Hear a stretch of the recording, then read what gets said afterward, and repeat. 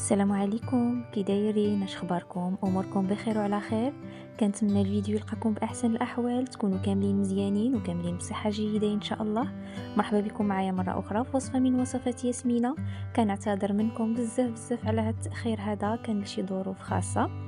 المهم اليوم بحول الله غنشارك معكم واحد الميني كيك كيجيو غزالين بزاف. دي ميني كيك بالدقيق د الفينو والليمون. بما انه هذا وقت الليمون كيجيو منسمين غزالين ومعلكين ولذاذين. اذا بلا ما نطول عليكم نبداو على بركه الله مع المقادير وطريقه التحضير.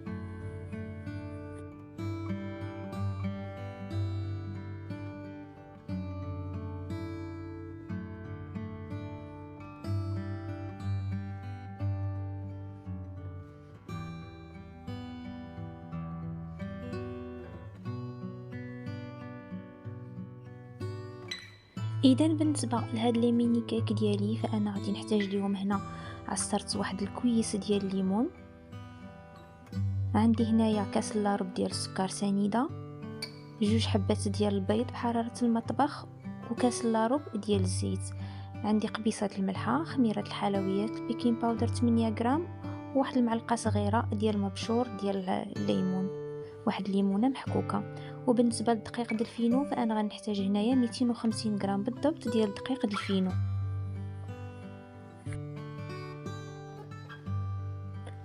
هنايا غادي ناخذ واحد لو بول، غادي نخلط فيه دوك المكونات ديالي كاملين ما عدا الدقيق والخميره، كنخليوهم هما الاخرين. كناخذ داك الليمون ديالي المعصر، كنضيف عليه الزيت، سكر سنيده، البيض والقبيصه ديال الملحه، وكنضيف عليه معلقه صغيره ديال المبشور ديال الليمونه. كنخلط دوك المكونات ديالي كاملين بواحد الفوي، ومن بعد كنضيف الدقيق والخميره الحلويات، واحد ساشي ما يعادل 8 غرام.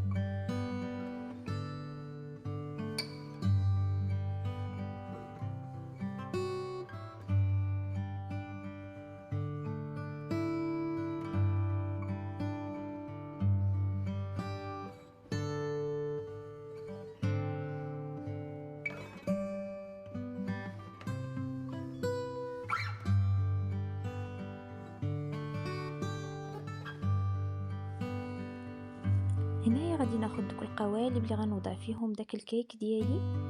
انا استعملت هنا هاد القوالب صغار اللي متوفرينش عنده، يمكن ليه يستعمل واحد القالب كبير.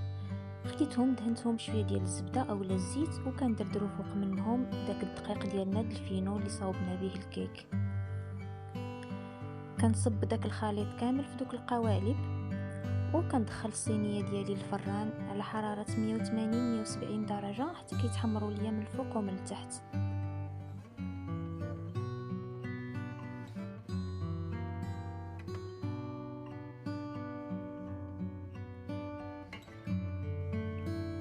وهنايا كيف ما كتشوفوا معايا دوك لي ميني كيك ديالي بعد ما جبتهم من الفران كيجيوني بهذا الشكل هذا.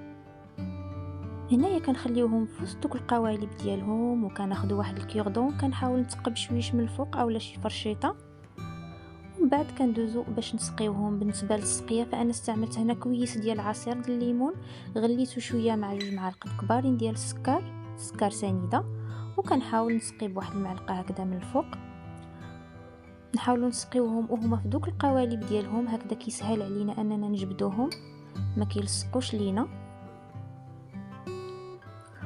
وكما سبق ليا وقلت لكم نسقيوهم وهما سخانين، مني عاد كنجبدوهم من الفران باش كيتشربوا لينا مزيان بديك الليمون هذاك.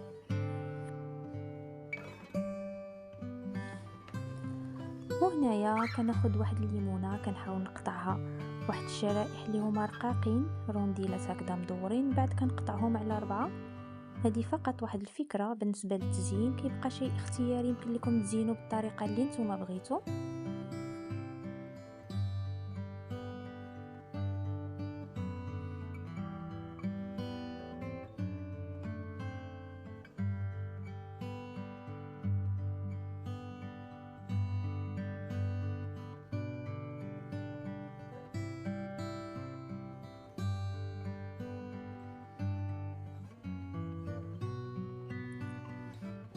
وهذه كانت الوصفه ديالي اليوم. كنتمنى تكون نالت الاعجاب ديالكم. كما كتشوفوا معايا لي ميني كيك ديالي بعد ما سقيتهم وزينتهم من الفوق، دوك رقائق ديال الليمون كيجيونا بهذا الشكل هذا. بصراحه كيجي فيهم واحد المنظر غزال وساهلين بزاف في التحضير ديالهم، وحتى في المذاق ديالهم كيجيو لذاذين بزاف. كنتمنى الوصفه اليوم تكون نالت الاعجاب ديالكم، وكنتمنى نكون فتكم بشي حاجه جديده. ما تبخلوش عليا بدوك اللايكات ديالكم، ما تنساوش تبارطاجيو القناه مع الاهل والاصدقاء ديالكم. كنشكركم بزاف على الدعم ديالكم للقناه وعلى الرسائل اللي كتبعتوا بها. نتشوفوا في فيديو جديد مع وصفه جديده من وصفات ياسمينه، ونهاركم مبروك.